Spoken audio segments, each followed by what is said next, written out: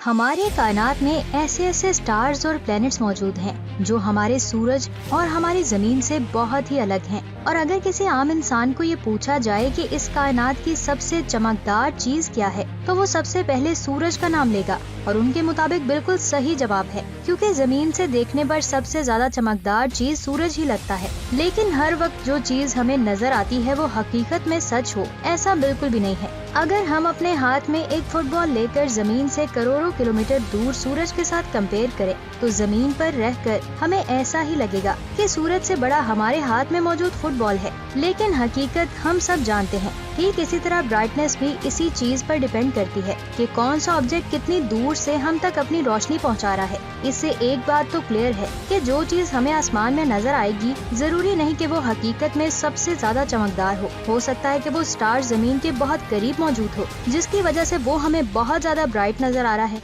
इसी ब्राइटनेस को मेजर करने के लिए एब्सोल्यूट मैग्नीट्यूड यूनिट इस्तेमाल किया जाता है। एब्सोल्यूट मैग्नीट्यूड में नंबर्स जितने ज्यादा नेगेटिव या फिर कम होंगे, उनकी रोशनी या ब्राइटनेस उतनी ही ज्यादा होगी। मतलब जिसका नंबर जितना कम होगा, वो ऑब्जेक्ट उतना ही ब्राइट होगा। यहाँ पर मैं आपको बता दूं, हमारा सूरज जो हमें इतना ज्यादा ब्राइट लगता है, उसका एब्सोल्यूट मैग्नीट्यूड 4.8 है। अगर हम सूरज को जमीन से नजर आने वाले सबसे ज्यादा चमकदार सितारे सीरियस के साथ कंपेयर करें, जिसका एब्सोल्यूट मैग्नीट्यूड 1.48 है, लेकिन जमीन से 8.6 लाइट ईयर्स दूर होने की वजह से ये स्टार हमें सूरज के सामने किसी बल्ब की तरह लगता है। लेकिन ब्राइटनेस के मुकाबले में ये स्टार सूरज से 22 गुना ज्यादा चमकदार है। अगर आपको ये सबसे ज्यादा चमकदार सितारा लग रहा है, तो R136A1 के बारे में जानकर आपका दिमाग चकरा जाएगा।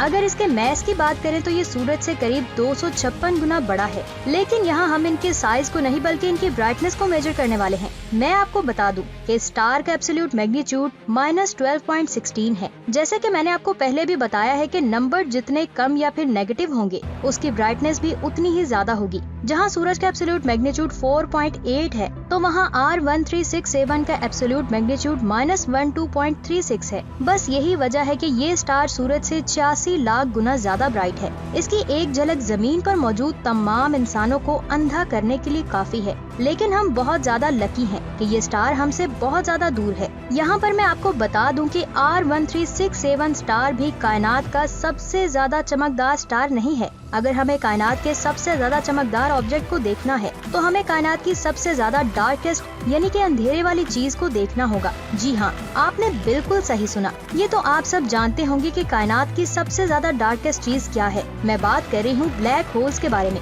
ब्लैक होल्स इतने ज्यादा खतरनाक होते हैं कि कायनात में मौजूद सूरज जैसे बड़े स्टार्स को अपने अंदर खींच लेते हैं। जब ब्लैक होल्स कायनात के इन स्टार्स को अपनी तरफ खींचते हैं, तब इनमें से एक चीज निकलती है जो कायनात में मौजूद किसी भी चमकदार चीज से बहुत ज्यादा ब्राइट होती है। जब ब्लैक होल स्टार की गैसेस को अपनी तरफ खींचता है, तो ये देखने में बिल्कुल ऐसा लगता है। और जिस पॉइंट से उस स्टार की गैसेस ब्लैक होल के अंदर जाती हैं, उसे एक्सेलरेशन डिस्क कहते हैं। ये डिस्क फॉर्मेशन ब्लैक होल के इवेंट हॉरिजॉन के पास होती है। ये डिस्क फॉर्मेशन उस स्टार की गैसेस की वजह से हो रही है। और जिस तेजी से इन सूरज जैसे स्टार्स को ब्लैक होल अपने अंदर निकलता है, वो हम सोच भी नहीं सकते। लेकिन ब्लैक होल के अंदर जाते वक्त इतनी ज्यादा लाइट क्यों निकलती है? तो मैं आपको बता दूं कि ये उन स्टार्स की गैसेस में मौजूद फ्रिक्शन की वजह से चमकती है। कायनात की इसी ब्राइटनेस को क्विजार का नाम दिया गया है। सबसे पहले क्विजार 17273 को नासा ने ट्रेस किया था। इसका एब्सोल्यूट मैग्नीट्यूड -26.7 था और इसकी ब्राइटनेस सूरज से 4 ट्रिलियन गुना ज्यादा थी।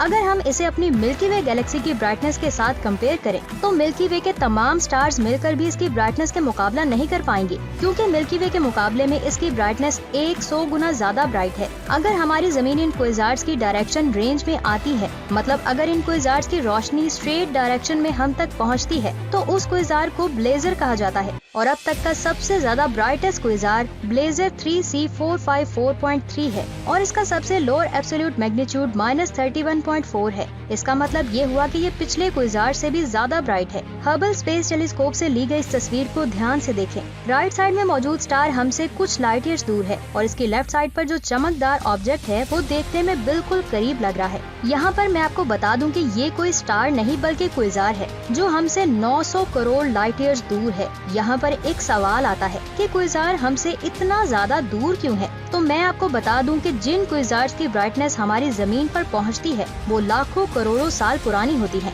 क्योंकि उन क्विज़ार्स से निकली हुई रोशनी को इतना सफर तय करके यहाँ तक आने में बहुत ज्यादा टाइम लगता है। ये वक्त इनकी एज से भी ज्यादा होता है। मतलब कि अगर हम प्रेजेंट में टेलीपोर्ट होकर 900 करोड़ लाइट ईयर्स दूर तक चले भी जाते हैं तो शायद वो क्विज़ार अब हमें देखने को ना मिले। इसका मतलब ये हुआ कि हम प्रेजेंट में आज से करोड़ों साल पुरानी रोशनी को देख रहे हैं, और हो सकता है कि अब वो क्विज़ार मौजूद ना हो। ज्यादातर क्विज़ार कायनात बनने के स्टार्टिंग पीरियड में बने थे, क्योंकि उस वक्त स्टार्स भी बहुत ज्यादा थे। ज्यादा स्टार्स होने की वजह से ब्लैक होल इन्हें बहुत तेजी से निगलता था, जिसकी वजह से क्विज़ार्स बनते थे। नील डी ग्रे टायसन के मुताबिक किसी भी ब्लैक होल को इन क्विज़ार्स का प्रोडक्शन करते रहने के लिए हर साल कम से कम 10 स्टार्स कंज्यूम करने पड़ेंगे। तो ब्लैक होल जितने ज्यादा स्टार्स को कंज्यूम करेगा उतना ही ज्यादा ब्लैक होल का इवेंट हॉरिजॉन बढ़ता रहेगा। बढ़ते बढ़ते ये एक ऐसे स्टेज पर पहुंच जाएगा जहां ये स्टार्स के टुकड़े करके नहीं बल्कि पूरे स्टार्स को निगल जाएगा, जिसकी वजह से ना एक्सेलरेशन डिस्क और ना ही क्विज़ार्स बनेंगे। यही रीजन है कि ब्लैक होल्स अपने स्टार्टिंग फॉर्म में ज्यादा से ज्यादा क्विज़ार्स ओपन करता है,